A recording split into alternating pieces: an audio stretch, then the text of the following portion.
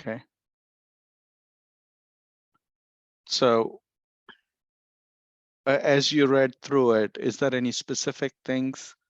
And did you had a chance to view the recording that Herschel had sent it out with it too? Yes. Okay.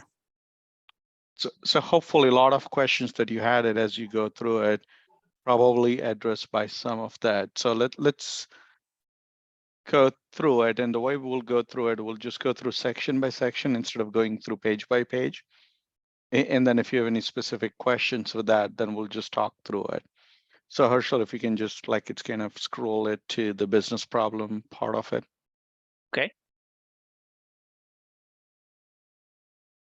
Okay. So when you read this problem, right, there should not be anything new, right? This is something that we already talked it into the class, right? Yes. So that should be fairly straightforward. It's the exact same problem. So let's talk through the assumptions. Any Sorry, question? I have a doubt. Yeah, Sorry, I go have ahead. a doubt about the business problem. Is that like this Arfloan company will be the one of the lender? No. Remember what we talked about. The Arfloan is the company which is building the platform that the lenders and the dealers will use. So the first line says is that will be financing auto repairs. That's what I got a doubt. Like it's like But will be financing. they are financing by providing it a platform, right? So when you look at that, right, the second sentence is right. It's talking about building a commercial product that essentially enables tracking the dealer financing and managing the auto repair workflows. Okay. Okay. Thank you. Right. So think about it is they are getting into the market where they're enabling the platform. They themselves are not actually giving dealer money, right? That's where the dealers from each of the individual banks and the lenders from each of the banks comes in, who will essentially then finance the dealer request for the customers. Okay. So let's continue with the assumption section, Herschel. Okay. So nobody else has any question, I guess. So we can move on. Okay. All right. Let me turn it so there are three sets of assumptions. So those essentially are it's kind of in a typical project settings, those assumptions, I think about it, are acts a lot more as a guardrail of how the system or the business problem needs to be solved. I have a question. Uh-huh. If a company is financing, then what is lender work? I kind of confuse. The company is not financing directly. They're financing it by making it the platform available. Okay. That the lenders and dealers can use it for those transactions. Okay. Right. So think of this way, right? If there is no platform, there is no way for dealers to get connected to the lenders, right? Mm-hmm. So if the dealers can get connected to the lenders, can they get the loans for their customers to fix the auto? Mm-hmm. They can't, right? Oh yeah. So that's where it meant it by it's Arfloan is trying to it's get into financing. So it's essentially a financing business. They themselves are not putting the money, but they are enablers of it. Okay. Got it. Right. So let's get an example, right? So when you go actually in a typical setting, if you ever go to either buy a car or buy a home, right? Your contractor or builder or the dealer will offer you a loan, right? Yes. But Right. they are not offering the loan from their money. What they're doing is they are essentially it's kind of getting you connected to the financiers, which could be some of the banks who are providing that, right? Oh yeah, right. Yeah. Now I get it. That's the same concept, right? They're enabling you to get the finance. They themselves are not necessarily giving you a check. Oh, okay. Yeah, now I get it. Thank you.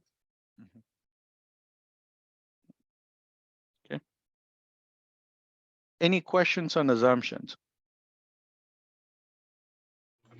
Does it usually show as per like, saying like it has to be accessible via internet? Does it have to specify what kind of devices and like, kind of like exemptions that it has to be there? So remember, like it just gives you that it needs to be accessible through internet, right? Now, at this point, it's not telling you whether has to be accessible only through certain browsers, or it can be a mobile or not, right? As you read through additional detailed requirements, that will give you clarity in terms of what kind of form factor or user interface it needs to be done. All it just says that when it's accessible by internet, that means you don't have to be physically into the company buildings to access it. You can access it from anywhere on the internet.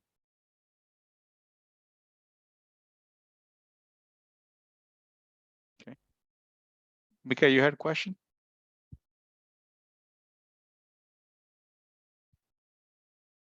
Nope, that was just a reaction to the answer. Oh, okay, perfect. Okay. Any other questions on is everybody understand what the 8.3 assumption says? I have a question. Like this Arfloan company is going to develop the software and going to sell it to the dealers, or they are going to maintain it? Like, how does it work? Sorry, Deepa, I think there's too much background noise. I couldn't hear your question clearly. Sorry. I'm at work. Sorry. I'm like, so this Arfloan company is going to maintain the platform on their own, or they're going to sell it to the dealers, like whoever wants it, like kind of. I have that doubt. So The think, platform is, sorry. right. So Yeah. think about it, right? So have you bought anything from Amazon? Yes. Okay. So right? Amazon provides a platform, but there are also a third-party sellers who can actually sell it to you. Oh, okay. Okay. Think of it, the Arfloan is similar as a platform, right? So the dealers will sign up on that platform. Think of your customers on Amazon and the sellers on the Amazons, right? Amazon enables you to just get connected. Okay. Same thing, Arfloan is enabling the dealers and the lenders to get connected. Okay. Okay, thank you. Okay.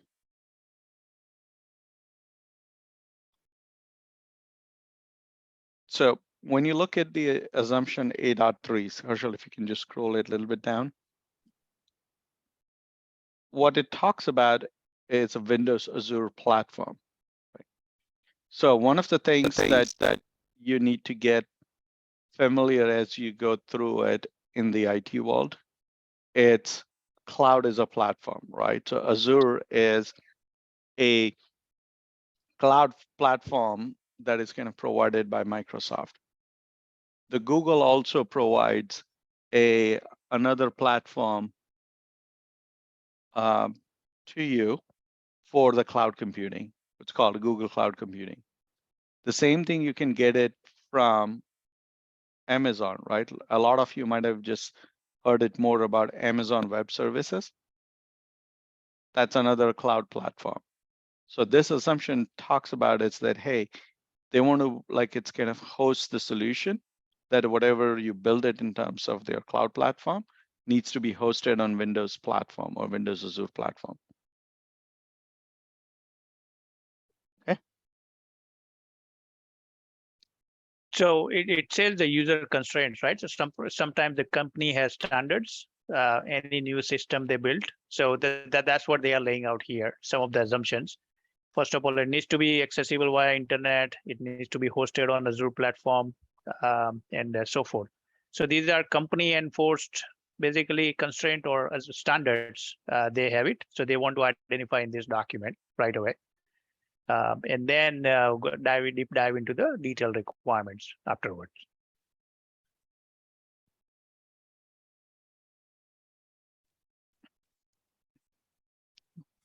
So I got a question here. Yes, Rogers. Yeah, so in the requirement, are you saying that they'll always tell us what to use in terms of the windows? So in this case, they're talking that the platform that they want to build it, the business is telling you that they want it in a Windows Azure platform. A lot of times, some of the systems, they will just say it is that, hey, it needs to be on the cloud platform. A lot of company will have some sort of contract in place, depending on what kind of a cloud provider they have it, to essentially buy the services from there. And there may be big companies like, for example, companies like Chase or companies like Nationwide, they will use it multiple cloud platforms. So they will have AWS also, they will have Google. And in some cases, if the company is big enough like Chase, they have their own internal cloud platform. Okay. What I would recommend is, if you get chance, just read it like it's on a cloud. Like just go Google and it says cloud as a service, cloud as a platform. Use some of those terms and then just read it a little bit more around what is Windows Azure platform. And it'll give you some sort of a sense. All it does is instead of you building a software and deploying on your own laptop or your own computer, you just deploy it on a cloud platform so that you can easily scale it. You don't have to worry about managing things. Okay. Hey, Harshal. Yeah. Can you talk to it? I have a call coming in that I need to pick it up. Yes, no worries. Yep. Okay. So is everyone clear on this one? Yes. Okay, so shall we move on? Let me move on to the next section. Again, this definition, acronyms, and abbreviations. So it gives you a little bit more information on what is Windows Azure hosting. And as Dilip suggested, I mean, if you are not familiar with this terminologies, you can simply Google them. And there are multiple cloud platforms out there. These are just technologies. Okay, so so you can just read upon it and try to understand what this cloud technology is, what the Windows Azure hosting is about, and so forth. But essentially, they are talking about where they are going to host this application from the company standpoint and so forth here, basically in the assumptions section. Okay, so this one just gives a little bit more detail about the Azure hosting, what it is. Any question on this section?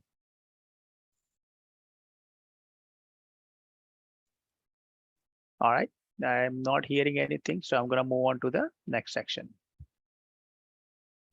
Okay, so this is now we are diving into the functional requirement side of things. Basically, requirements for the system, who should be accessing, where the system supposed to, what system's supposed to do, what the workflow is supposed to look like, high level workflows, and so forth. So this view gives you some type of context of the system. And it's a, as you can see, the title is context diagram.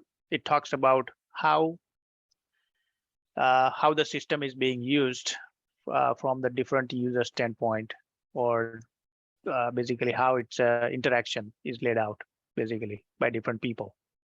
Yeah, Herschel, I'm back. Sorry. Yeah, no worries. Any question on this? Do you guys understand the flow? Because this flows, you need to understand. This gives you a high level picture. Okay, context diagram. Also, go ahead. This is Nicole. Yes, Nicole. On the diagram, I don't see the client here because I see the dealer, I see Arfloan, and then the lender. Who report the client? So think of this way, right? When you look at the description, right, when the section 1, which was around walking through the problem, who is creating a credit application? So look at the number D and E. Okay. What does it tell you? E and E, Yeah. D. So D says- says employee will click to bring up a loan calculation page Yes. and calculate loan payment for a total auto car repair cost, right? Yeah. So it's not the customer, it's the person who is working at the dealership. Dealership, yeah. They are pulling up that loan calculator and do it. And once they calculate the total auto repair cost and tell them the monthly payment amount, they will Mhm. communicate that to the customer. Customer, And okay. customer will make a decision. Yeah, I want to apply for that credit. At that point, look at what the bullet item E says, right? The dealer would then submit the application online for customers auto repair financing, Yeah. right? So therefore, it is not the customer ever interacts with the system. It's the dealers, right? Okay. Going back to the earlier example that I was talking about, right? When you go to buy a car at the dealer shop, right? Yes. You are not populating it all the form and filling, right? The dealer is just making you to sign things. They are taking care of applying and doing all of those things. Mm-hmm. It's exact similar scenario here. That's why you see only dealers and lenders interacting with the system and not your customers. Yeah. The lender is the bank who's gonna. Lender is the people at the bank who are reviewing your application and making a determination whether they can give you a loan or not. Okay. Thank you.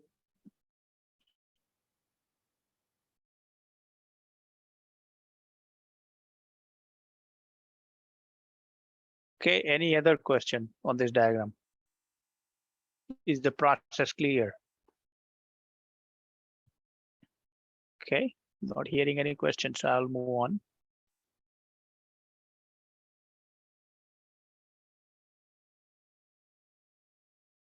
Okay.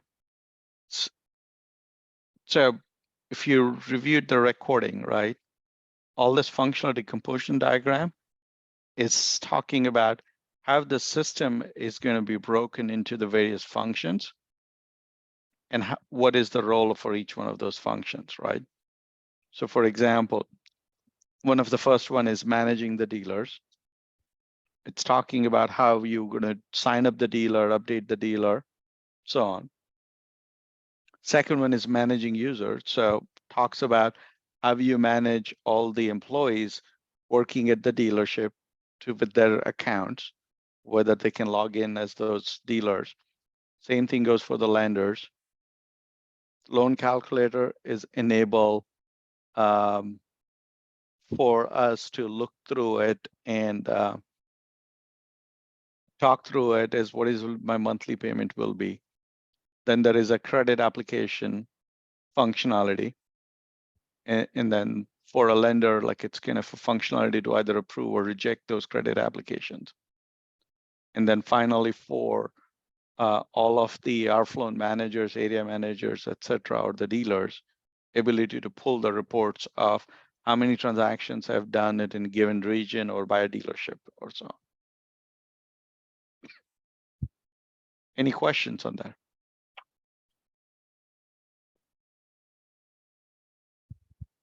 I have a question, like why Alphon has to deal with manage the dealers? Say that again. Why Alphon has to deal the managers? It's sorry, manage the dealers. Well, think of it. What is the first thing the area rep does? It sign up the dealership, right? Who's going to participate in the program? How are you going to manage who is active, who is not, who is signed up, who is not signed up?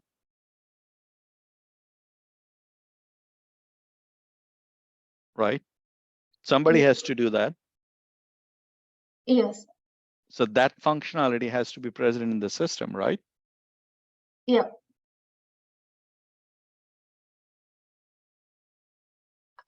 I'm confused with that. Okay, so let me ask a question, right? When you go to Amazon to buy things, right? Yes. Amazon has to manage who all are the people who are registered to sell the items through Amazon platform, right? Yes. So doesn't Amazon need to manage all of them? Yes, Amazon has to manage. Exact same concept with the dealers here, Okay, good. right? Got it. Somebody has to manage which all dealers are bringing the transactions, Okay. right? Yeah. So, sorry, I have another question. Dealer users are the employees of the dealers or the customers?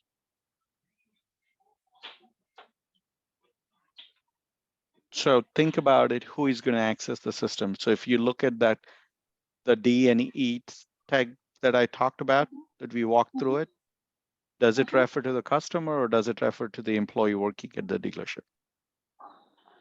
So it's like Arfloan rep.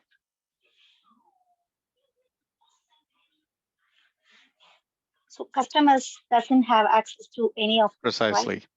So if customer doesn't have access to it, why would I manage the accounts for customer to log in? Okay. I will manage only those who has access to the system to do the work, right? Okay. Okay. Does that make sense? Yes. Thank you. Mhm.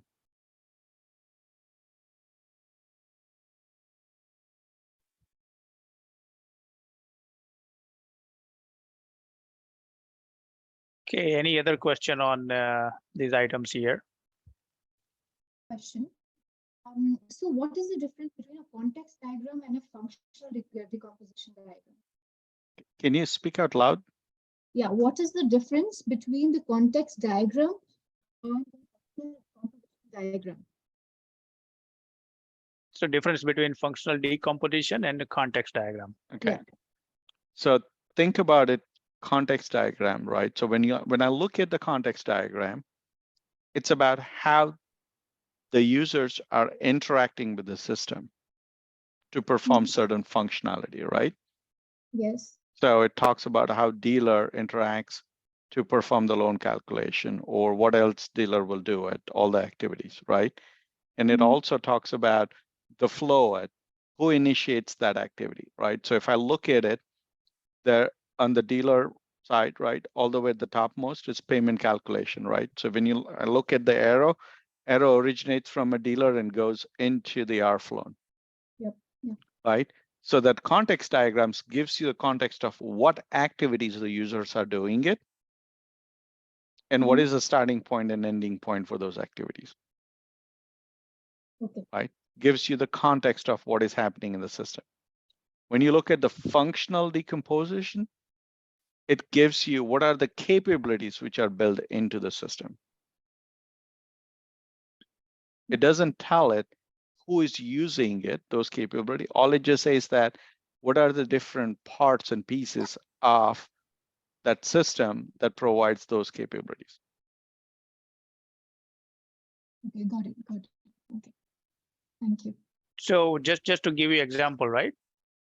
So here dealer does the payment calculation in the Arfloan, right? That's the arrow that we have. Now here in the functional decomposition diagram, you have loan calculator, basically, that allows that capability for the dealer to calculate the loan payment, perform that activity, basically. Okay, Yeah. so you can think it that way Okay. as well. Got Okay. it. Like submitting credit application. So you can tie the context diagram flow for submitting credit application. That would be the capability you will see on the functional decomposition diagram, which is submit credit application type of thing. Okay. Okay. Thank you. Any other question?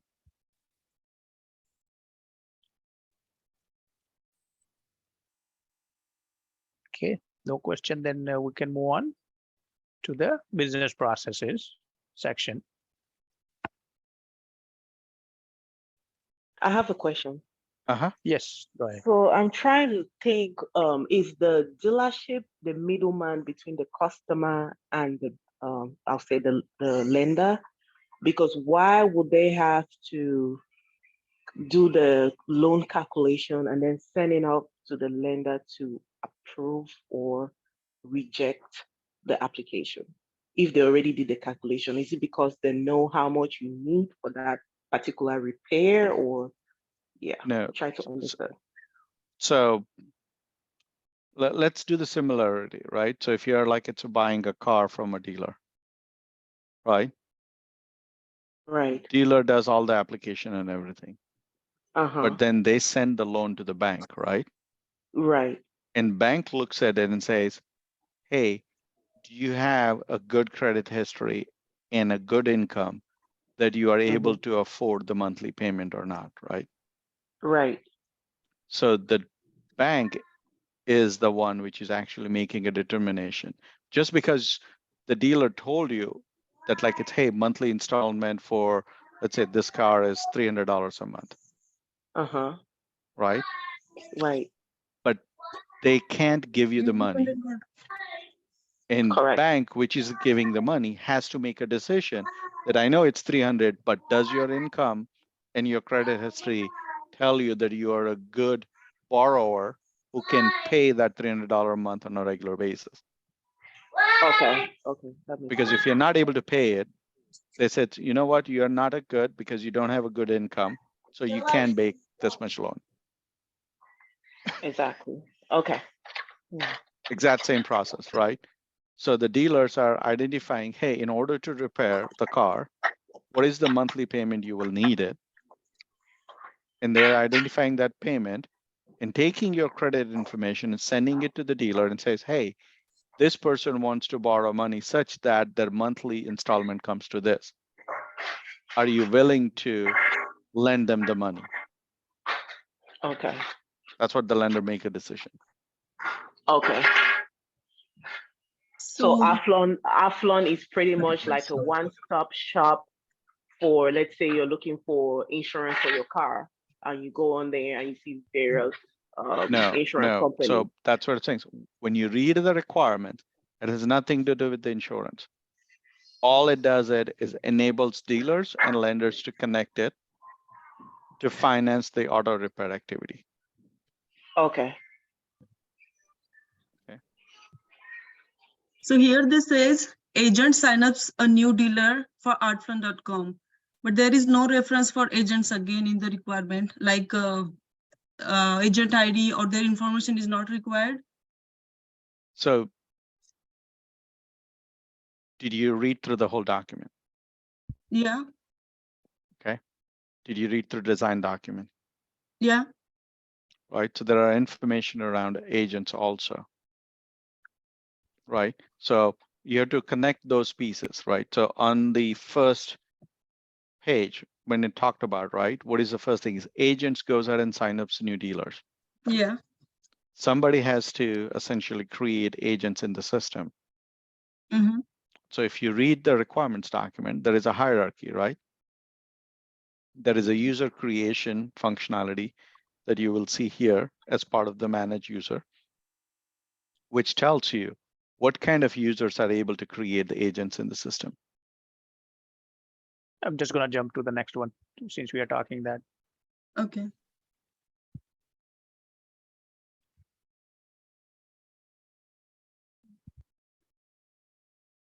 But here there is no reference of agent again. If you see in the detailed description. Yeah, so it's a good question. I mean, it's a RFREP is agent, basically. They are using the term interchangeably, basically. RFREP, you see the RFREP user? The fourth from the top.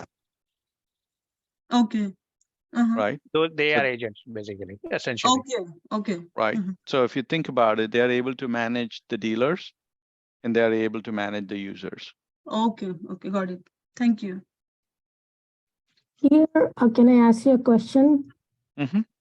Is the requirement clear? Does it need a clarification here, like agent and like, it's obvious, but like, do I need to get it clarified? So here's a question. If it is clear to you, then you don't need a additional clarification. Oh, If you okay. feel it's not clear, right? And when it's not clear, right, it's going to fail your 3C and T condition, right? Uh-huh. So But what if I misunderstood it, like, that's why you go through it, right? That's when you start having a conversation. yeah. If you misunderstood it, right, as you go through it and identify the test case, you're going to review those test cases with the development team, with your peers, or with the business users. And then you're going to identify that issue. Make sense? Yes. I have a question with the process and in the previous screen. Yep, I'm just going there. Provider, I think, yeah, it's the provider. So is there a connection, like what can I Google? Like Googled, I could not find the answer, the connection between the process and the provider. A lot of places, the What do you mean by provider?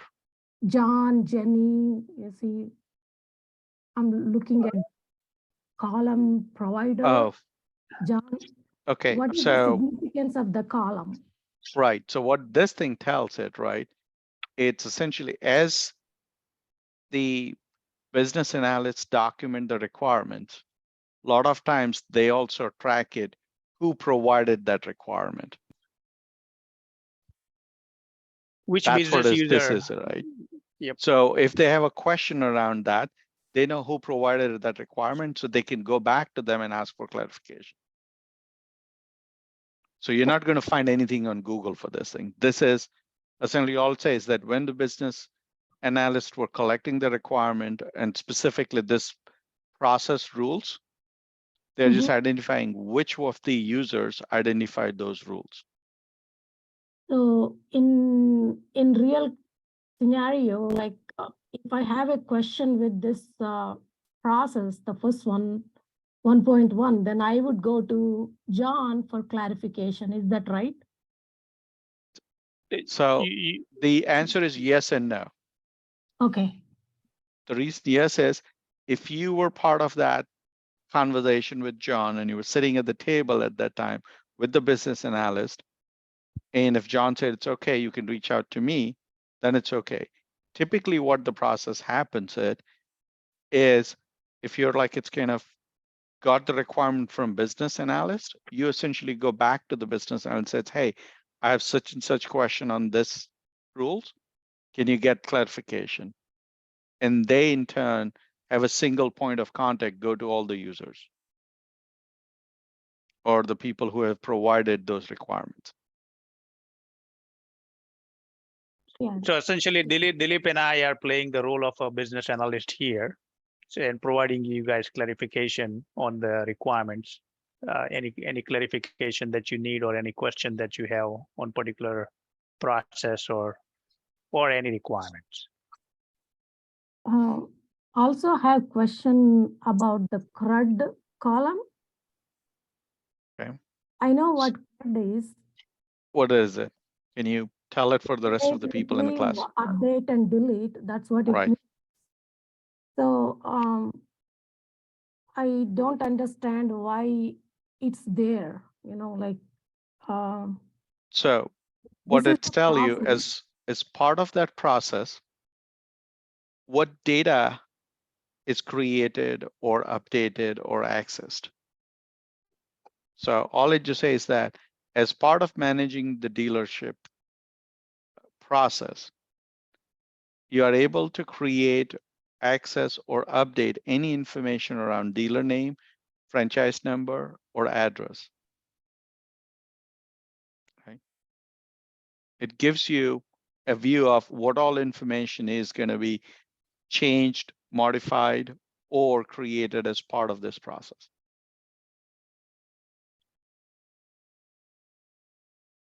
Understood.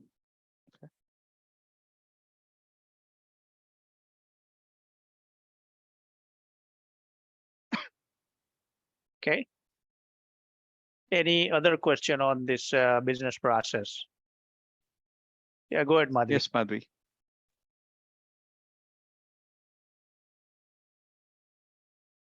You can unmute and speak up.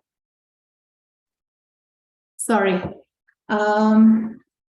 So I see in the data or the attributes column, I was wondering, shouldn't the area manager as well as the site administrator's name also be included in this? So when you think about a data attribute in this one, what is the activity you're doing? You're managing the dealers, right? That's correct. The area manager and site administrator are actually the user, are the people who are actually manipulating that data, right? Right. So you are never going to update any of their data. So it's kind of like if I am signing up a seller, right? Mhm. I'm working at the Amazon, let's say, and I'm one of the administrators who is signing up the seller. I'm not modifying my data. All I'm Right. modifying is the seller's data. Okay. And that's all this thing is talking about.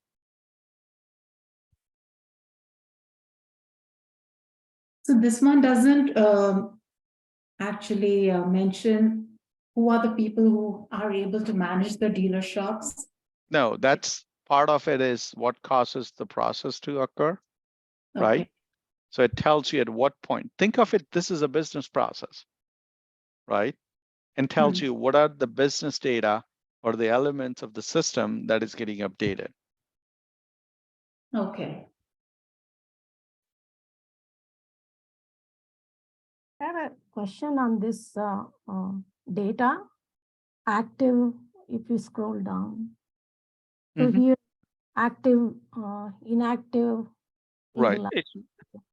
dead. So here's what I would recommend. Okay. And that's where the ability to connect the different pieces of the document comes in play. When you look at it within the design document under the data table sections, you will see all of this information. And then there is a detailed description of what each one means. It's not that I don't want to answer. What I want to do is I want you to get into the habit of finding the pieces of information and connecting the dots. I've gone through that. There is nothing like dead or something, and the progress something in something like that. So what the dead is, right? So it's active, inactive, and dead. Basically, they try to reach out, but they couldn't just get hold of the dealers.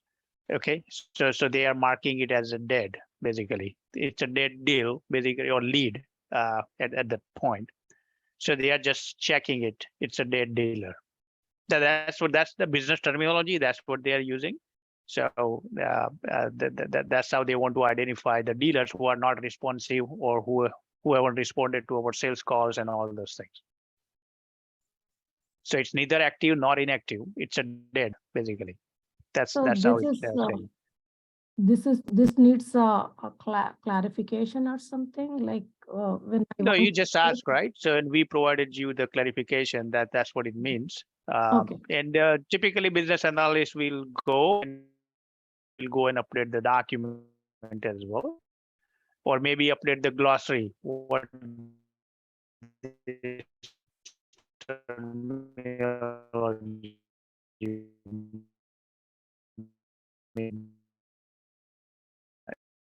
as well. They can answer. You can certainly ask these type of questions to the business analyst. Yep, for clarification. So still on the same thing. So so if they go when they go to update it, I see there is no delete. So if that dealership, let's say, is dead, as the terminology, why can't it be just deleted? Because I don't see the delete. Yeah. So some of the things that you're going to see it in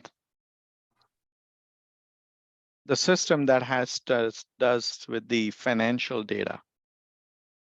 There are requirements, the federal regulated requirements that you need to keep the data for so many months after those transactions are completed. So if you provide a delete capability and somebody deletes it, that information is gone from the system itself. So and there are anything auditing associated with requirements. that, Yeah. right? So when the audit comes in, and if that information is not there, you're going to fail the regulatory requirements.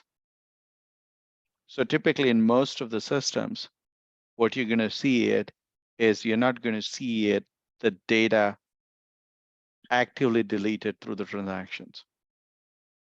That's where, when you think about it, right? So if you don't need that dealer anymore, that's how you do the active and active flag to turn off and says, hey, you know what? This dealer is not participating anymore. They're not active in the system.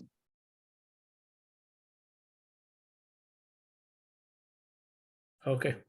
And that's the pattern you will see with other information that is being collected in the system as well, active and inactive. Dead is only for dealer because they want to track that separately. Those lead basically.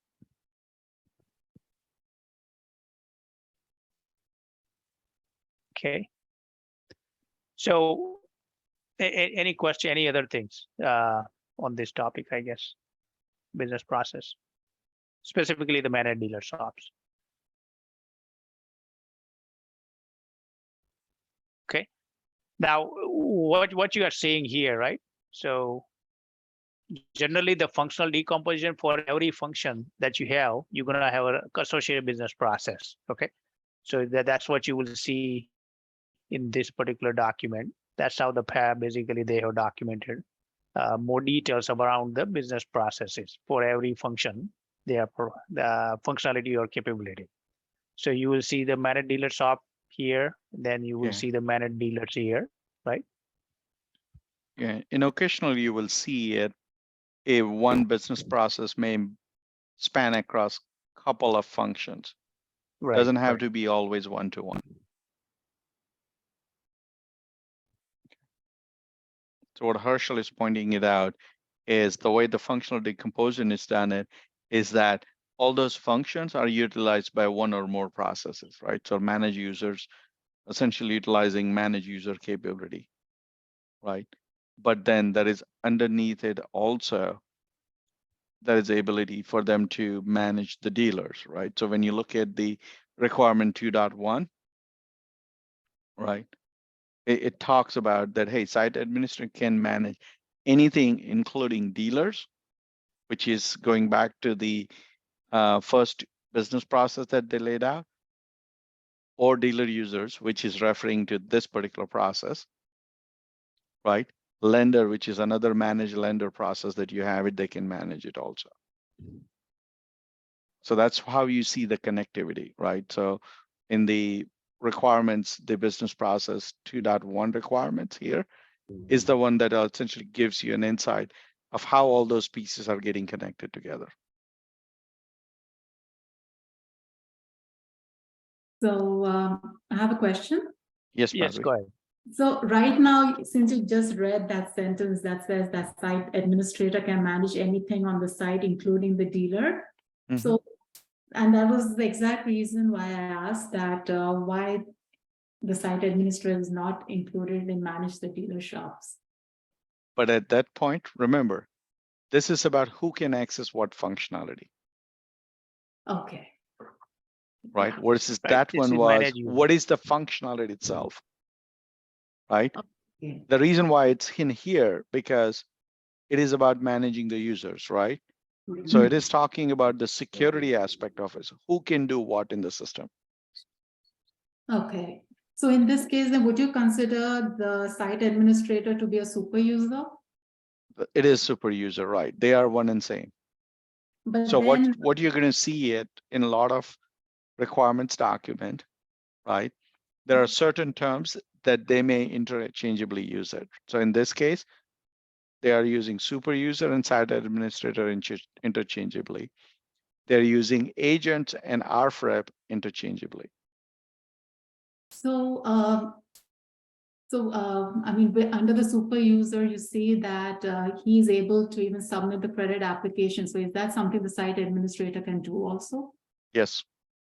So that metrics, which telling you what functionality can be accessed by which user. Okay. Thank you. So notice that the super user can do everything, except approving or denying credit applications, right? And the reason is there is a business implications behind that process, right? Because that approval and denial usually involves the money handouts, right? So they don't want super user able to do that. They want only those people who are designated lenders who are actually able to give the people loan are able to do that function. Okay. Okay. Thank you.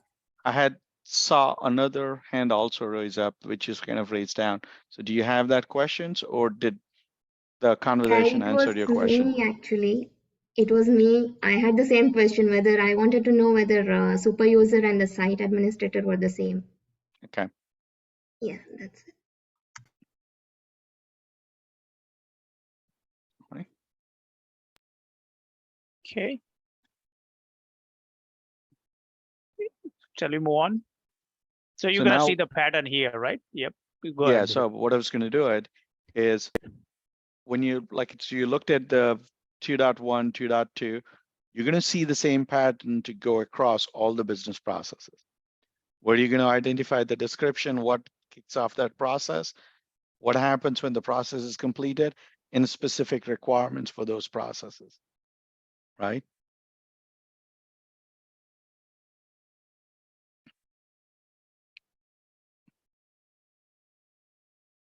So as you test the business processes, capabilities, you need to understand it is how are you going to validate that, right? So what you have to do it is when does the process start? So essentially tells you what initiates the process in the system. And then what happens after the process is complete, essentially gives you a view. If you are successfully able to execute that function or process, what would be change in the system it's going to look like? Okay. So any questions on the section 2.3 from anyone? So here at managed lender page, the ID should be arf.bp.3.1, but here it shows it 2.1. Is it correct? That's okay. That's all right. Like there's no data in it, right? So it's a cut and paste error. Okay. My question for managed lenders is, I was thinking maybe this is some information that maybe they may have missed, because who is the one setting up the lenders in this case? Isn't that something that they should mention? So go back to section 2.3.2. Who can create the lender? Who can access the creation of lenders? It's the site administrator. Right. So here they have not, they don't have that column, manage lenders. Is it what you're referring to? No, I was like, in the beginning, you have the ARC representatives who sign up the shops. Who signs up the lenders is my question. Right. So if you look at 2.1 requirements, right? Site administrator can manage any lenders. Okay. Okay. Right. So agents are not signing it up the lenders. They're just signing up the dealers. Site administrator is the one who is like, it's kind of authorizing and says, I'm going to have this many people who are eligible to put the loan. Okay. Thank you. But it's a good catch because it's not here in this particular table, but it's given in the 2.1. So you just need to piece this, basically create a picture in mind and basically try to understand, looking at different information, and that might give you a little bit more information. I mean, like if you look at everything together, I mean, yeah, it gives you idea, okay, who can do the lender. But just looking at the table, yeah, you probably cannot tell that. Yep. So this goes back to, right, the completeness question. So when you went to the section 2.3, Madhvi, the question came into your mind, is this complete? I don't know who does it. That's where you'd refer it to the rest of the other section and says, do I have that information somewhere else in the document that makes this information complete? Okay, That's what the 3C&T is all about. got it. Yeah, because these documents are written by business analysts, right? So, I mean, there are good business analysts, there are excellent business analysts, and there are bad business analysts. So, and depending on the writing style, you will see the information distributed across different sections. So, as a QA and as a developer, I mean, because everybody will be looking at the same requirements, so they need to piece together. And that's where you're going to work closely with the developers or review this document closely and try to figure out, are there any gaps in the requirements or not? This is kind of like a part of your review process as well at the same time. If you find a gap, they need to go and correct the documents basically at this point. Okay. Yep.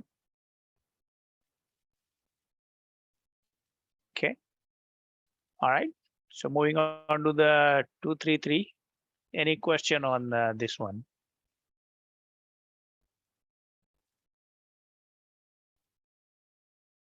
Okay, I think we already discussed, so I'm going to move on. No question then. 234. So this is a loan calculator process. So what happens, I mean, you just need to understand that part. Okay. Couple of data elements as part of that. Submit credit application. Any Now, question on this one? Yeah. This is where you start seeing it, the completeness of the requirements, right?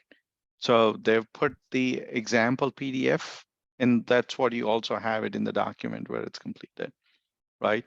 So you have to read through all of those attachments to make sure you understand the comprehensive requirements.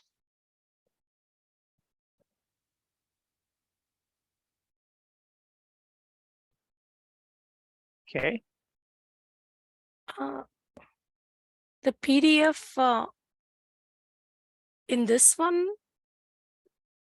So you have a credit application printout in your binder. If you have a binder, if not, right? So those are all data elements. They are just saying here, see credit application PDF for data attributes. Because there are probably 100 plus data elements, they are not listing it out individually, one by one. Okay. They are just saying, hey, whatever is in the credit application, they all needs to be collected as part of the submit credit application.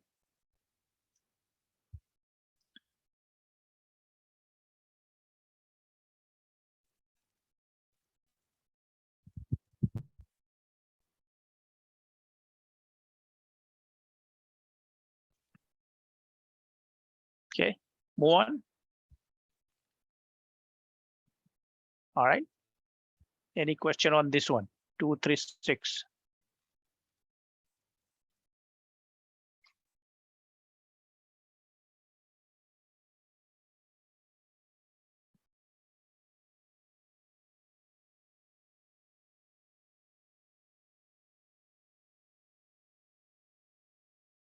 Okay.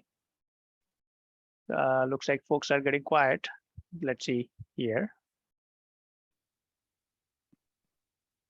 So this section talks about what are the user roles and what all functions they can perform, right? So it talks about what site administrator can do it. They can manage users, what type of users, what other things they can do it. So this is where you need to look for consistency, right? Because this information or part of this information was also present in the section 2.3.2, right? Where it was a manage users. So you need to make sure that all this information are consistent across the multiple instances where it's provided.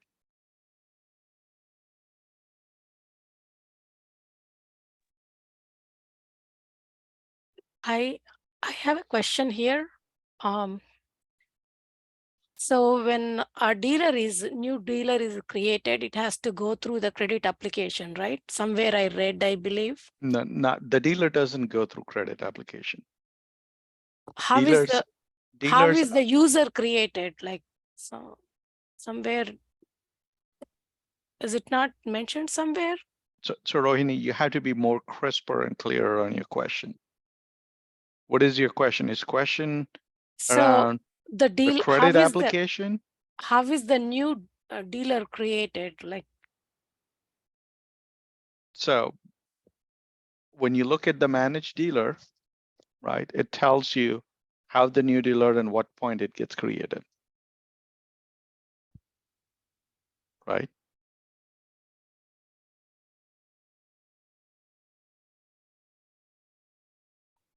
So go back and look at this process 2.3.1. It talks about the process of creating a dealer.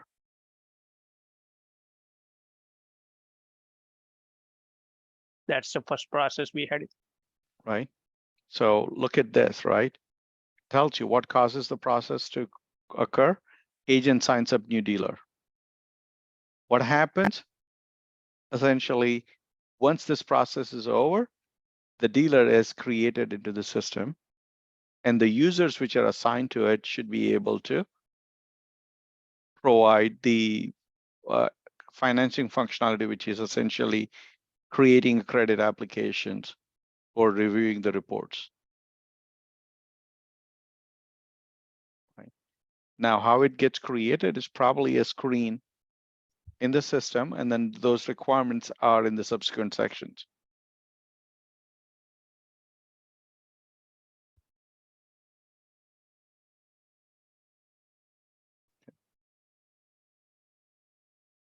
So you're going to see it. Go ahead, Harshal. I think there's still a little bit more down, right? So after this section, right, there is a 2.6.1 that talks about how it's the users are here it is managing the dealer shop, right? So it tells you what are the requirements to create a dealer shop.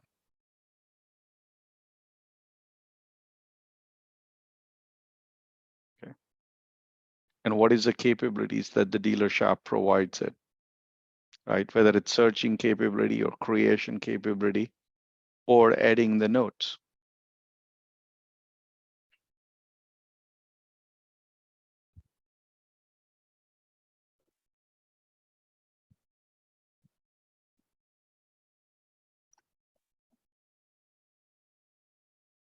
Okay.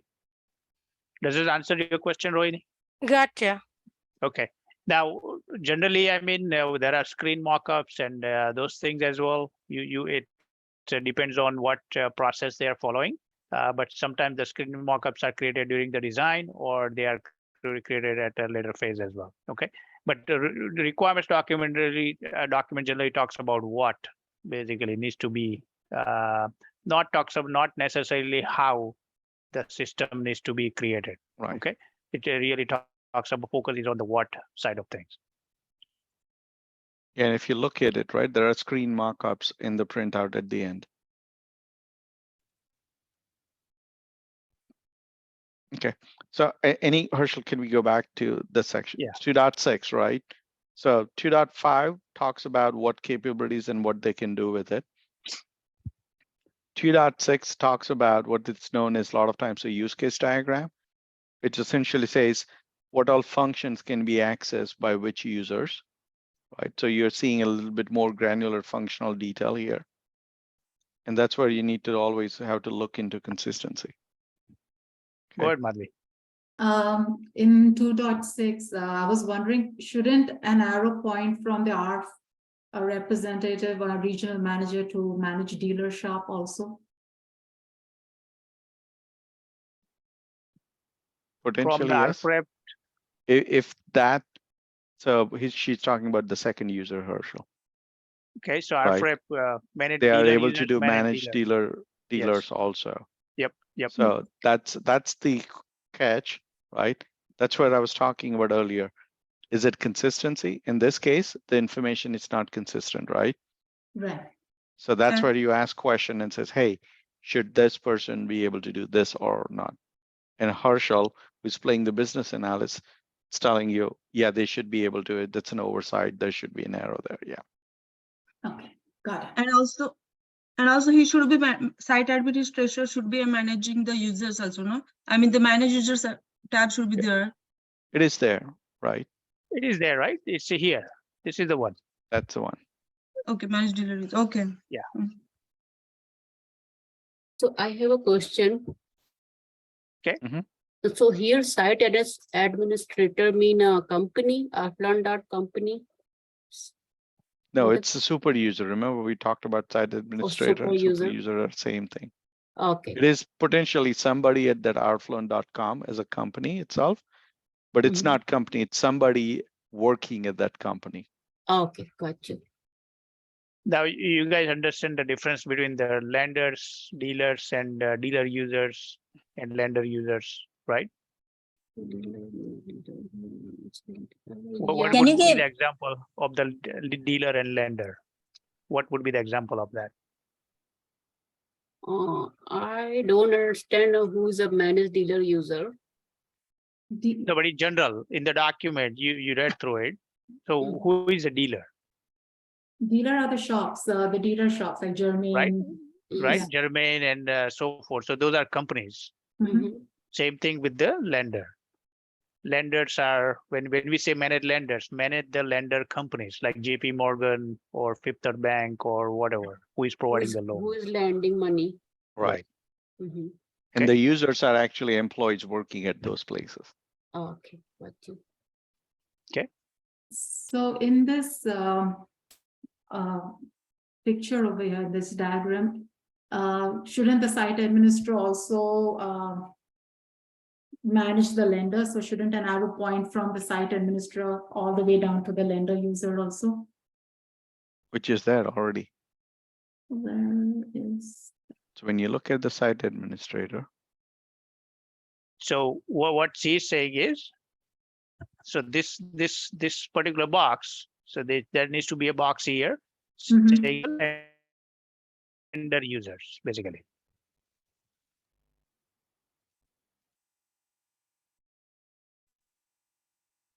Okay, so there is an arrow from site administrator to the lender users. That's what she's saying.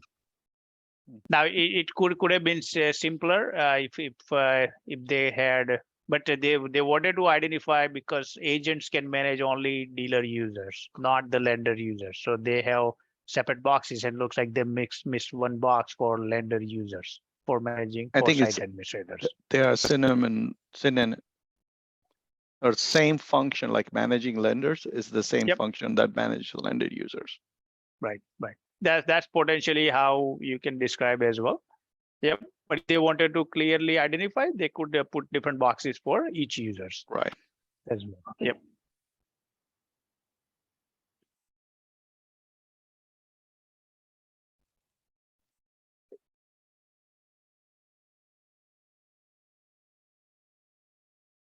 Okay. Shall we move on? Okay. Yeah. So these are the specific detail requirements, right? Again, I would recommend all of you to apply your 3C and a T rules here. Yeah. For every requirement. Here for franchise number, it's saying three digit auto number. But when I gone through it in the logical data entities, and inside that entities for the dealers, it shows only 2-digit letters. So it's not consistent. It should be 3-digit. Yeah. So whatever document you are looking at, I think it has incorrect information. So that needs to be corrected, but it is correct here. So that's a perfect example of inconsistency, right? Ambiguity that you should ask for clarification. Because they have given a specific example here of how they want the franchise numbers to be generated. Yeah.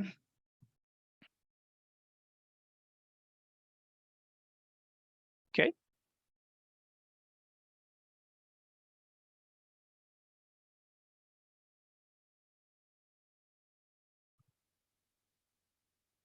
So now these are the actual requirements here, right? So you had the business processes documented basically. Now you have the actual requirements here. What happens during the managed dealer shops business process? So what are the additional things user needs to be able to do, like search dealer? They can assign a unique number when they are entering a new dealer. How the franchise number should be calculated. And all these different things. Some of the required fields they have identified, like RFREP must be assigned to each dealer, like who signed up this dealer, right? And those things. Sorry, I just came back from work and I have a question. Maybe you have answered it, but like I just want to ask again. Sure. The requirement 2.10 says ability to search user by username and address, right? If the user is the employee of the dealer, why should we search by his address?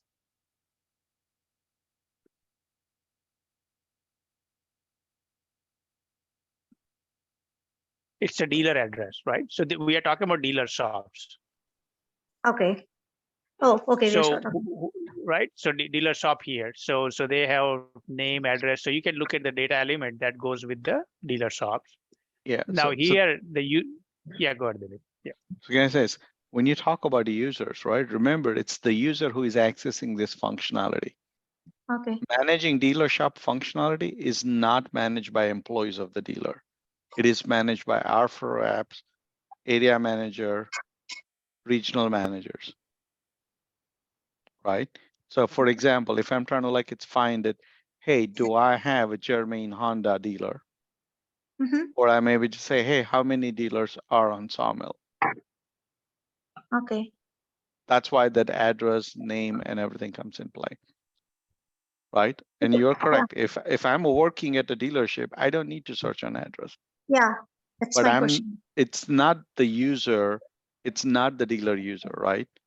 The user is what is the users of this functionality. So this is where you go back to the business process 2.3.2 or the 2.5 section, which says who has access to the managed dealer shops. Those are the users who are accessing the search capability. Okay. Okay, thank you. Okay. Can you please explain requirement 1.5? I didn't got it. The system must validate the date of each reading to be a valid date. So well, all it just tells it, what if I try to put 30th February as the date? Is it a valid date? Okay. All it just says that Like that. system is going to check it to make sure is it a valid date or not. Okay, got it. Thank you.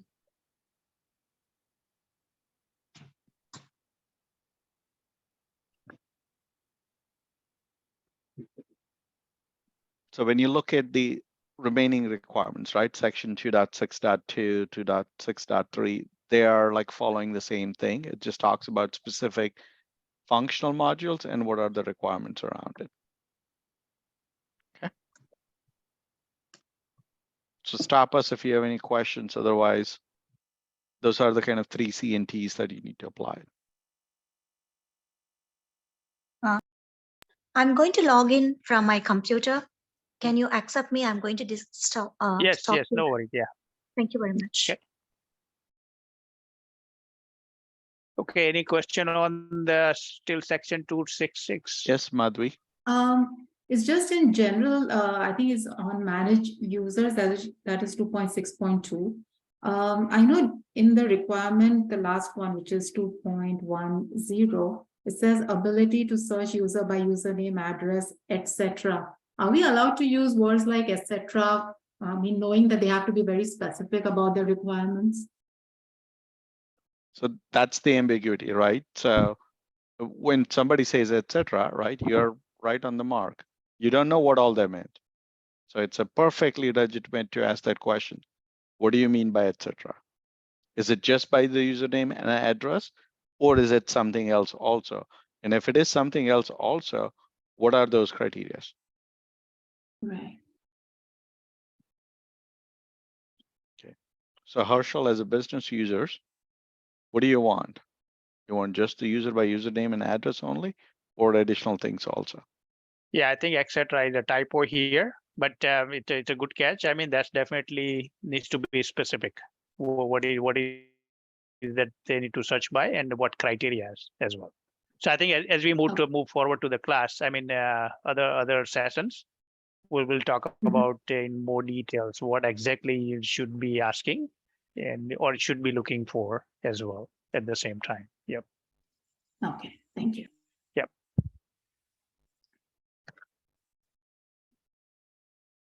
So if I go to revision history, the first page of requirement specification, there. Sasha, can you please wait a minute? So it shows the version has been changed and the last version is 1.5. It says remove district requirement and change requirement 2.6. But when we see here, there are two requirement 2.6. One at manage user and one at submit credit application. So which one exactly the change? Again, so I would not pay too much attention to the version history at this point. All it just says that as the document was changed, they are tracking what was changed. But what you're seeing is the final version, and that's what you need to go by. Now, once you start doing it at work, halfway through the effort, if the business users change the requirements document, that's when you have to worry about it. Is that, hey, I was already doing some work. What has changed? So you need to know it. But initially, while they're writing the requirements document, it may just change multiple versions. You don't have to worry too much about it. Okay, got it. Thank you. Okay. So in this 2.66 approve or reject credit application, the last one, that is the 2.4 requirement. It says that an email will be sent to the dealer, rep, area manager, and regional manager for any approval or rejection by lender. Again, shouldn't the site administrator be included in this list? No, so the requirement specifically calls only this people, right? So the site administrator are essentially people who can do certain things on behalf of certain people, but site administrators should not be creating the credit application on a regular basis, right? They will be creating on behalf of some dealer. And so the email is always going to go to the dealer or an rep or a area manager, which is responsible for that particular dealer. Okay. Yeah, otherwise site administrator will get bombarded with all kind of different emails, thousands of emails, right? Because they are across the dealers, not just one dealer. So, and purposefully they don't have site administrator here for the same reason. Yeah, makes sense. So I have another doubt. One dealer user may have like different dealers under his umbrella. Is that right? Well, be careful asking the question. Dealer user always belongs to one dealer only. Okay, then if that is the case, requirement 1.1, the user must be able to search the existing dealer. So he knows that the context for their user is not the dealer user. There are other types of users in the system. Okay. Like rep, like area manager, right? So it refers to those users. So there's a distinction between the dealer and dealer user, right? So that part I think you need to be clear about. Yeah, that says manage dealer shop. So I thought it's like. Yeah, so they are actually the companies they are searching for. Yeah, so again, go back to section 2.3.2. Okay. Clearly outlines who can actually access that particular module. So whenever somebody says user, it's the people who are able to access that functionality. Those are the users. Don't mix those users with the dealer users. Okay. Okay. Thank you. All right. Okay, move on.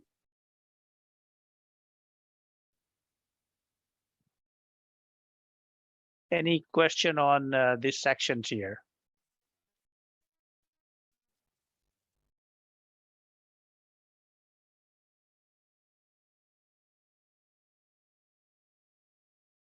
Okay. A question at 2.6.6. So here the requirement 2.4 says system shall notify via email to dealer. So only the dealer, it won't send email to the dealer user who are the employees of the dealer. Do you think the dealer can log in, or do the dealer will have email addresses? Is that is that what you have seen? Yeah, so but dealer user is the only person who develop the credit application, so who logs in the customer so and create. Will it be should he should able to get the email right from the lender to get the answer? Yeah. So again, so think about it, right? At a given dealership, how many people will be involved in creating this credit application? Only one dealer user, right? Yeah. So all it's telling you is that when it says notification via email to dealer, it's essentially whoever created at that dealership. Because as Herschel pointed out, the dealer itself will have a generic email address, but this is about specific person who created that. So you said like one dealer can have like 5 branches, right? Right. So if one of the branches created the credit application, so It should they not should go be to able all to the branches. It should just go to go only to the the branch. particular dealer user, right? Right. So you didn't mention that it should go to the dealer user. It said generically that it goes to the dealer. Right. So you can, your question is valid. Clarification wise, it's a valid question, and they should have specified here clearly that it's a dealer user, basically, not to the dealer. Right. So that can be corrected in the system by business analyst. Okay, thank you. Yep. Yep. Okay.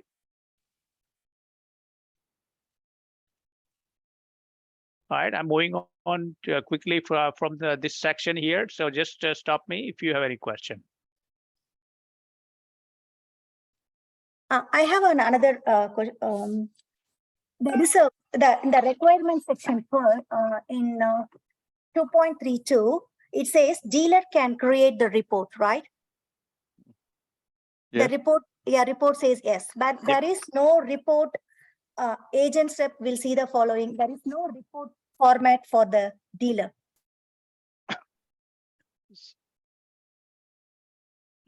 Report format for the dealer. Yeah. So agents or reps. This is what this is what it will look like, right? On the screen. They have given this is what it will look like. So yeah, the agents or rep report, and it shows different kind of reports. If agents or rep clicks on the dealership name, the following information will be appear for that dealership. Right. So area district manager report criteria, I'm seeing it. Super regional manager report criteria. Okay. Which is the dealer's report. So the agent report, right, will always be at the dealer level. So think about it, right? As soon as I will click on a given dealership, it is giving me ability of everything that is done by that dealer. So the dealer user will have the same report as the agent, but they will not be able to go across the dealership. All they should be able to do it is their own dealership. So agents or reps or the persons who are like appointing the dealers, right? Those are who are accountable for the dealers in the system. Yes. Okay. So dealers can generate their own report. That's what that says, the requirement. Right. So the requirement is there. All I'm saying is that dealers will be able to generate the exact same report as agents. The only difference is that agent can generate report for different dealerships. Dealers are able to generate report only for their own dealership only. So it's a different format. The format is the exact same as agent reports. They will have the one that Herschel is showing, it's the same format that the dealers will use it. So they can see all the dealers' name in it, like it says all the dealers. No, they will be able to see only their dealership information. Okay, that's what I'm asking. So they will have a different, right? Yeah. but the format will be exact same. Okay. Thank you. Okay.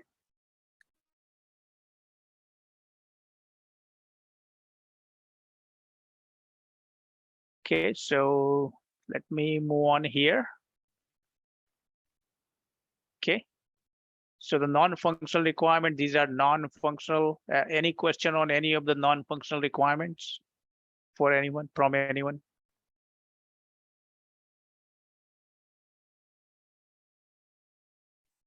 Remember what we talked about the other day?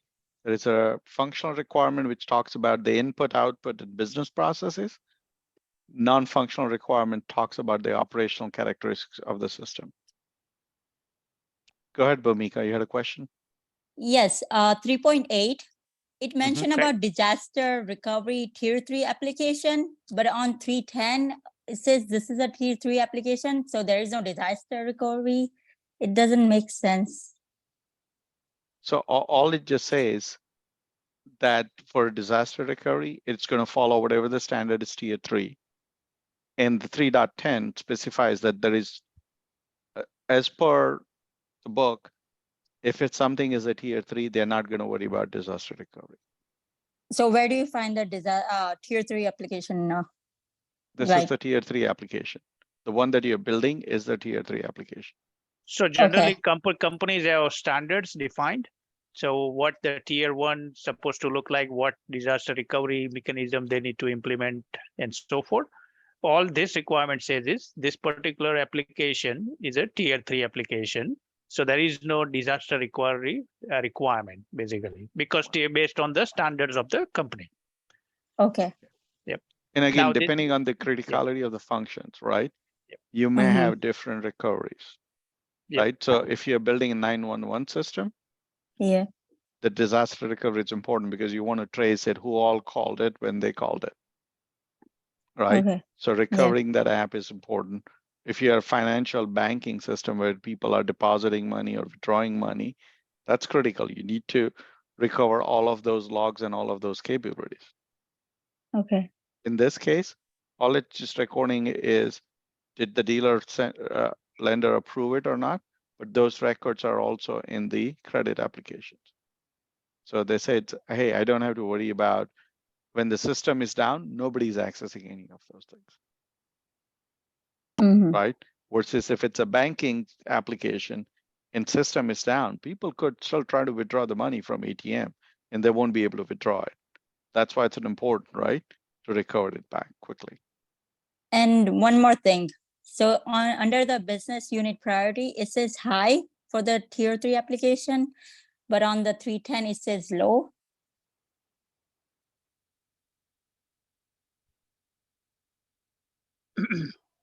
That is a backup, right?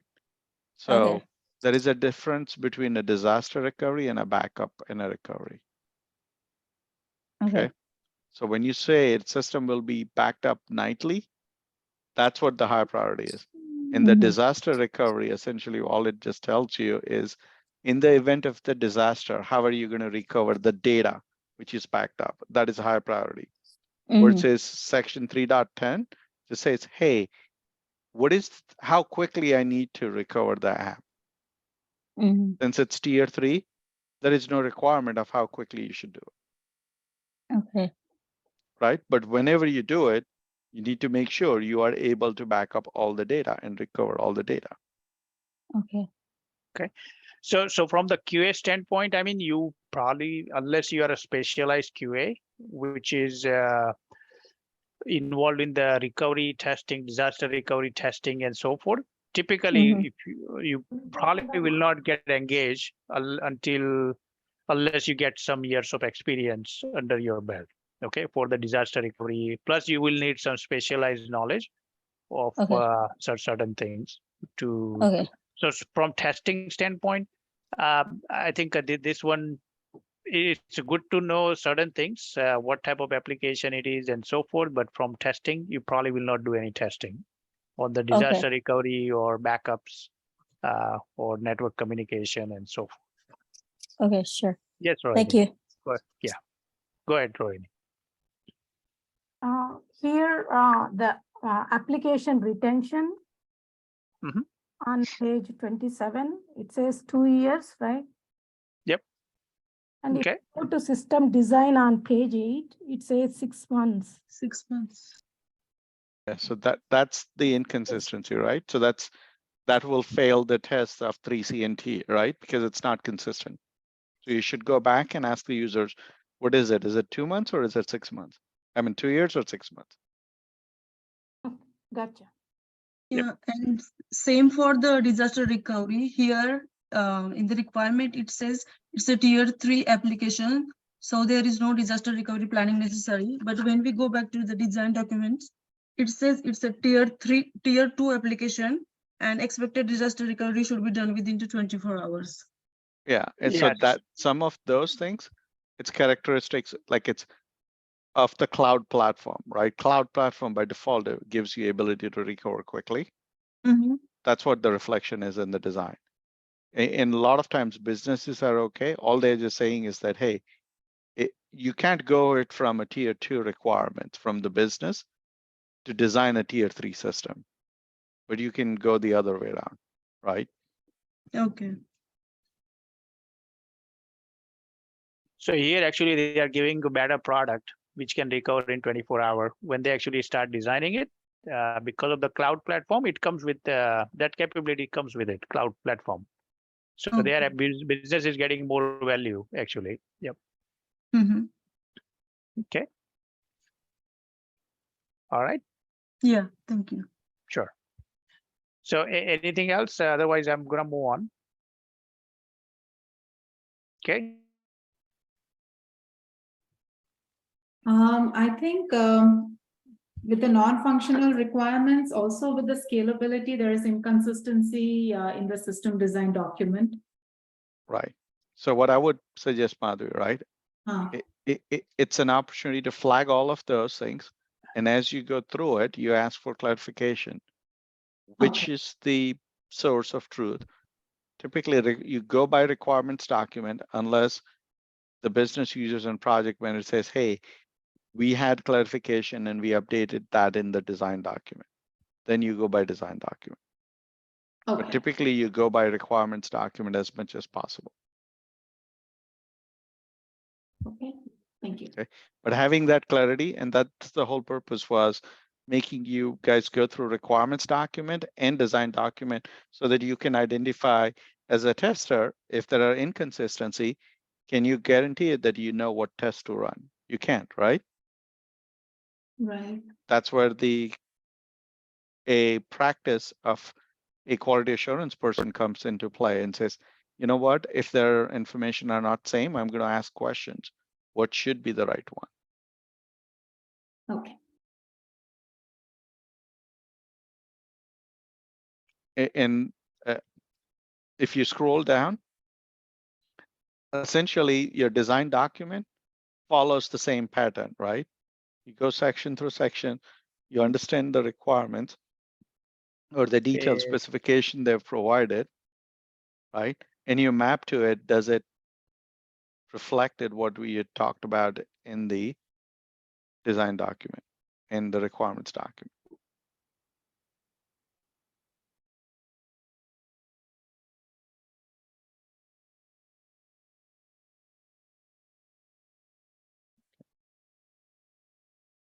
So Harshal, if you can just go back to the index.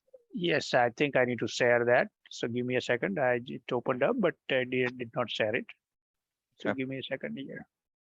So Rohini, you had a question. You have your hand raised.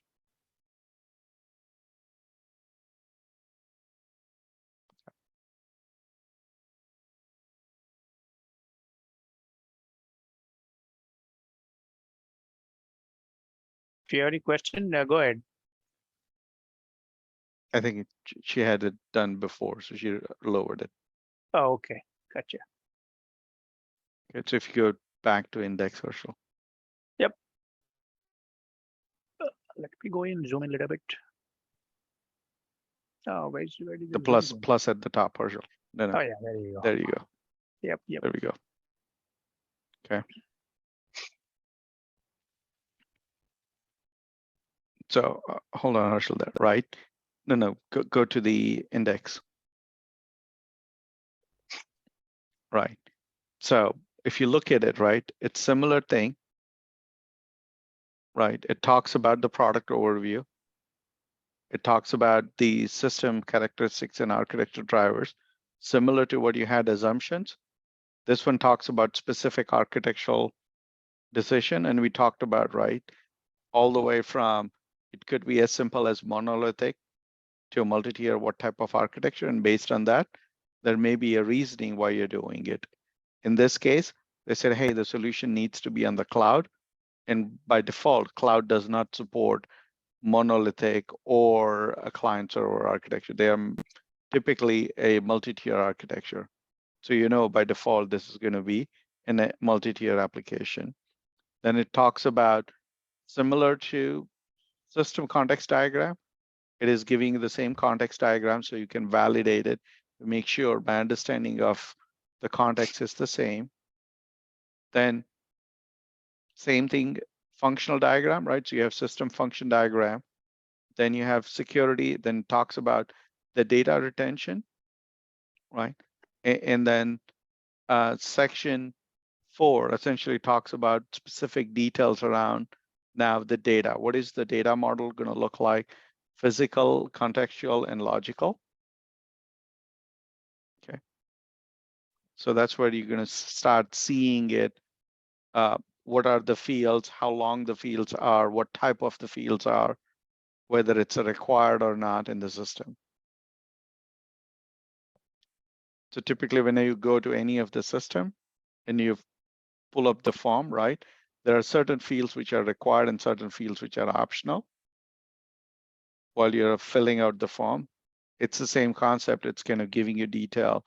If I'm capturing information about the user, what fields or what information is required versus what is optional. Okay. All right. So let me quickly jump through a couple of important sections, right? As Dilip said, the data section is very important. It gives you some additional context. But let me quickly skim through here because product overview would be the same as what you have seen, I mean, in the requirements as well. Unless anybody has any question, feel free to stop me. So I have only one concern. The whole document doesn't differentiate between the lender and the lender user, dealer and the dealer user. They're interchangeably using the words like lenders and lender user everywhere. Even the same in product overview. In the design document, you're saying? Yeah, even in the design. Now this also, like dealer would then submit the application online. The dealer is not submit, dealer user is submitting the document, right? Well, generally, I mean, once you understand it, right? I mean, you know the dealer cannot log in, company cannot log in. It's always going to be the users. So it doesn't have to be unless you have specific things which is not clear. But otherwise, process-wise, it always going to be the users. Whoever is performing the task, that will always be the user. Okay. Yep. So just think it that way. Yep. Okay. Now, this is a technical document, right? So if you don't understand everything, which is perfectly fine, because these are technical things, and unless you have deep dive technical knowledge, you probably will not understand what they are talking about. But there are certain word things, if you want to Google it, like what is web service, right? We'll be covering certain things later on as the session goes through. But you can always Google certain things and try to understand, see what the terminology is, if you want to take a deep dive into that. Okay. But again, they have architecture drivers. They are justifying what architecture and why they selected it and for what purpose. Then there is a system context diagram here, which is very similar to the context diagram that you have seen in the requirement. Okay, but here they have a little bit more details, maybe with a little bit more numbering scheme and so forth. System form diagram is again, it's a different view of the system because it will be accessible over the internet and how the users will be accessing. That's what it's laying out here. Okay. Then there are some technical things, what type of IDs they need to create and so forth. So I'm going to skip that section and come here. Now, this one should be very consistent with what you have seen, authorization and security roles in the requirements document, because requirement always trump it. If they made a mistake here, they have to go and correct it in the design, because requirement is the one that identifies who can do what. So here they are communicating to the developers. So so they are writing that again here, but it should be fairly consistent with what you have in the requirements. Then there are other additional technical details, what information goes in as part of the application context diagram and what comes out, like reports, email notification, loan approvals, rejections. Those are the outputs. Left side is the input. Then you have the input of the total cost, and monthly payment is the output as part of the design process. Functional decomposition diagram will be a little bit technical in nature. It's geared towards the developers. So they are identifying the development components here. Okay. So I'm going to skim through it. You can take a look at that on your own time. Here, the data section, right? So logical data model. So here they have how they are going to design the database, backend database. And this is where you need to understand a little bit further. I think we'll talk about in the later sessions what are the different things for the logical model, and because you need to understand this model so that you can write some basic queries. Just in case if while you are testing, you need to validate certain information in the database side of things. Okay, so if you don't understand, yes, go ahead. Here they didn't show the relation between credit application to nodes and dealers to the nodes. So yes, so there is this, yes, that is perfectly fine. I mean, you don't have to have relationship among all the different entities. Okay. What they have is because the nodes can be used by dealer for the dealer, lender, and users. So they have just ID type. So it's just a different design they are following, design scheme. Okay. So that they can accommodate different types of nodes. Okay. That's the reason. Okay. Let's see here. But now the important section. I think we are talking the report mentioning the entities or the users, right? What are the required elements for the users? Which says required here. That means without that, the user cannot be created without that information. Okay, so if they are setting up, yeah, look at the data type, right? So it tells you what type of information is stored in it, right? So number or a text or a Boolean. Boolean is nothing but a simple yes or no flag. Right. Okay. Yep. So this is the final design. So this is where this is what it will be used when they build out the screens, and they will utilize some of the required information to implement as well, while setting up the dealer or new user in the systems or credit application and so forth. So make sure you get familiar with this section, okay? Because it will come handy for your while you are writing the test cases, test data, and other things as well, which we will talk, I think, Sunday onwards. Yes, Rohini. Go ahead. All these entities here, the field names, like attribute names, those don't have the length. Would that be? So when you say length, clarify. I mean, the width, how many characters it can take. So typically, like it's a lot of modern databases. Now, you don't need to like specify. The text comes with some standard length, and that's all they are talking here, right? So you can always have a text, or what they call it is a big, large object or a blob. So those are standard, and then most of the modern database now just occupies the space only of which is actively used and not default. You're right, in the olden databases, people used to show it like I needed exactly this many character, because that's how the data in space was allocated. Is that true for the numbers as well? Like so many digits, those kind of things? Like Yeah, so numbers, you're going to see it as just standard numbers. But you may also have what we call it as a masking on top of it. So like, for example, if when somebody says a social security is a number, right? That is a masking to put it is that it has to be a 9-digit only. It can be less than 9-digit or more than 9-digit. So there are other things that you can put on top of it. It's still a number from the database storage point of view, but when it gets presented, they put additional masking on top of it to force the users to access certain data only in certain way. So would that be a like client side scripting or like somehow like how would It's not scripting, it's a user interface.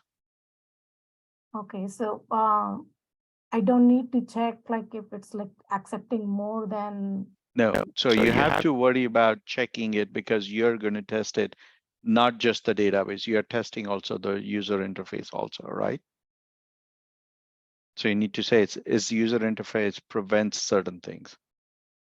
So like for example, if it is a mandatory field and your user interface does not enforce you to enter it, that's a problem, right? Yeah. Yes. So Rohini, I think sometimes because this is more of a logical entities, right? It gets flushed out when they actually implement in the design database. So there will be a physical entities as well. Okay, physical entities which actually will have the length and so forth. Okay, so generally, yes, if you have access to the database, you will know it. I mean, and you can enforce it. But sometimes they identify the rules as well on the user interface side, which will tell you, hey, this field needs to be 50 character and so forth.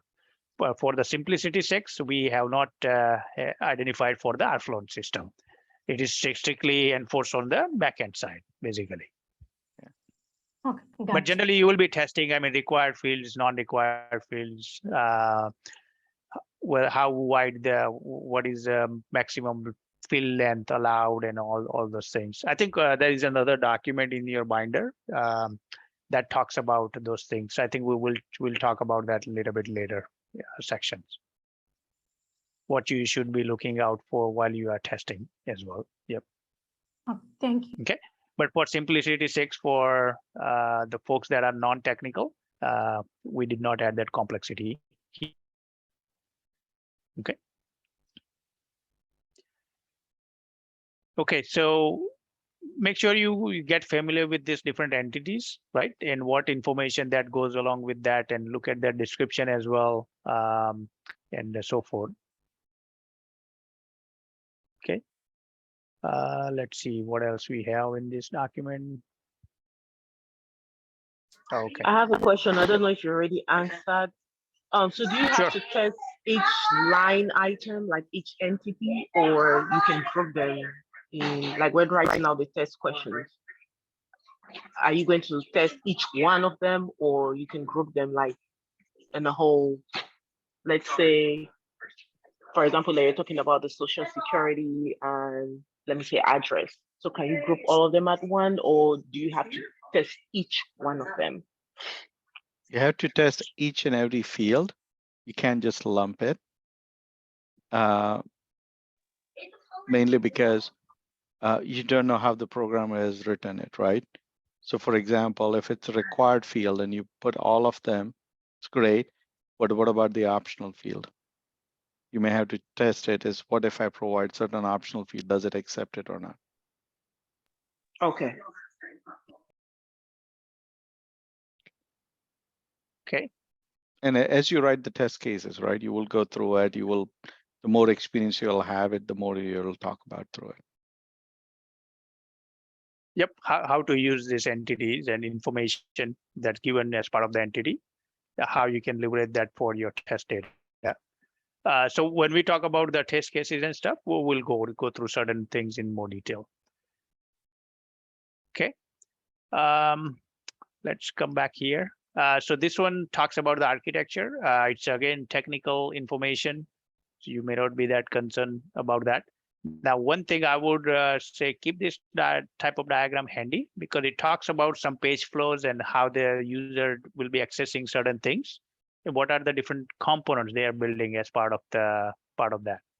So kind of like here, the dealer user will log in to the login page. They will end up on the dealer homepage. From there, they can access the loan calculator.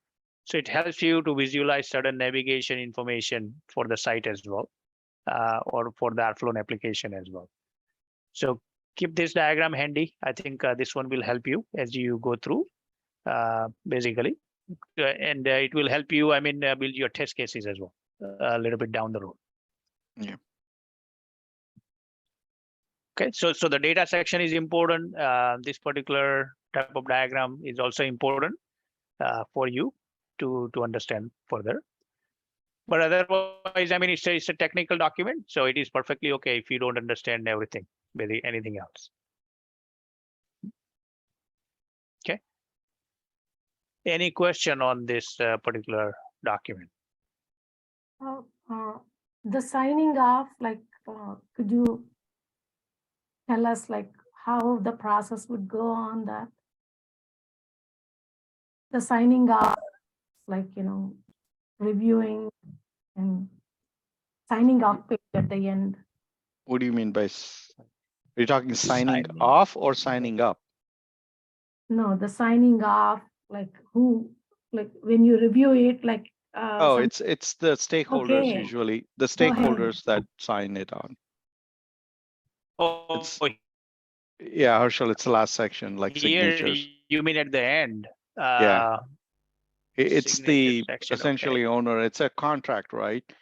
So if somebody else is building software for you on a contractual basis, this is the contract, right? So this is formal document. People sign on, and it talks about like who is signing it up, right? So in this case, it's a technical architect, support lead, and the development lead signing together and says, yeah, this design document makes sense. You're going to use this design document. I have a question, like this is not related to this. Will this Arfloan generate income through the lenders or through the dealers? Through the transactions, right? So think of commissions. Okay. Right? The more the number of transactions it goes through it, the more the income you have it, right? Yeah. But whether it's a dealer or the lender, like who will be the major contributor to them? It's a one transaction, right? It's not whether dealer pays separate, lender pays separate, right? Okay. For every transaction that goes through it, for every credit application that is submitted, they take the cut, right? They don't charge dealers to use their platform, right? It could be when they sign up, they might have say you have to pay fixed fees as well in order to use our platform. Plus the per transaction, they can charge it. Again, those are business side of things, right?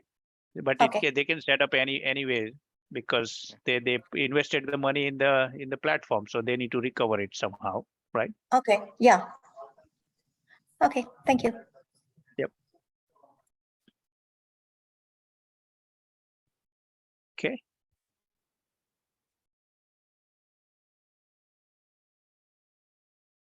All right. Okay, let's see why this guy popped up. Okay. All right, any other question?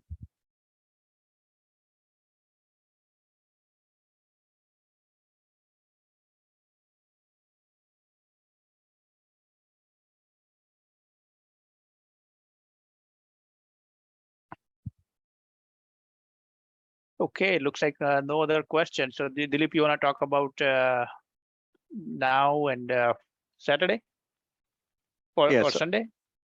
Yep.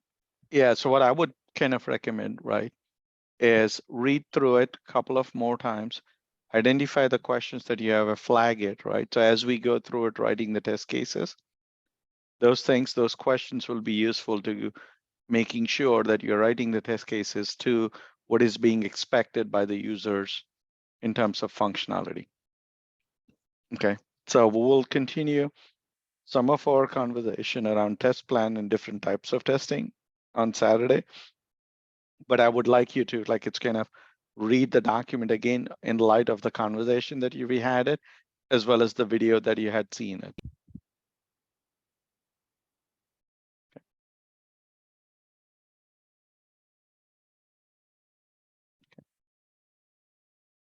Any other questions you have it before we can wrap it up today? So you're asking us to write the scenario like in. No, I'm asking you to read through it again. Okay. So you have a better understanding of the document. Okay. And if there are any inconsistency, flag it or highlight it so that when we are writing the scenarios and the test cases, we can talk through that. Okay. And Sunday, we will dive into the actual quality assurance side of activities a lot further. So that's where you will need your understanding of the requirements, pretty much, basically. So you have till Saturday, basically, to at least read one or two times and work through. Put an effort on understanding the requirement. I think because that's what it will help you. Okay, because once we dive into the requirement, actual writing the test cases and scenarios and those things, you need to have some understanding of this requirements document. So without it, you will struggle.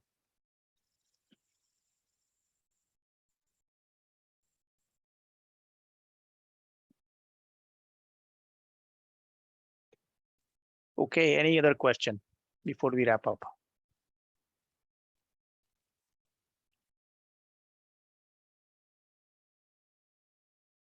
Yes, go ahead, Madhuri.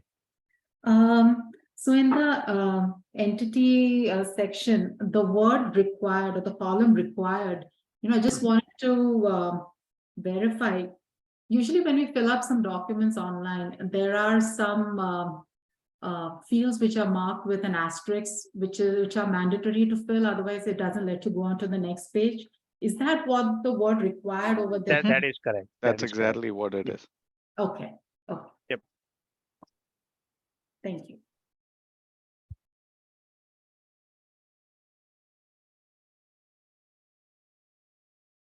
Okay.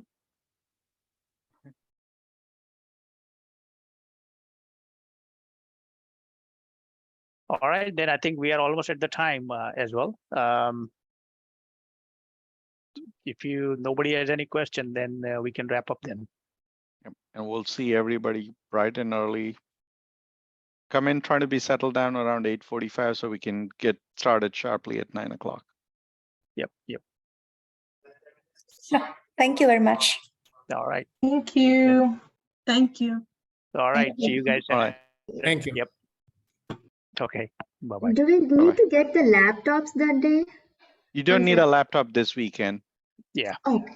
We'll let you know. Yep. We'll let you know. It's a paper-based exercise on Sunday, so a lot of paper we will use. Yep. Okay. Thank you. All right. Okay. Okay, then I'm closing the meeting. Okay. See you guys Saturday. Bye. All right. Bye. Bye.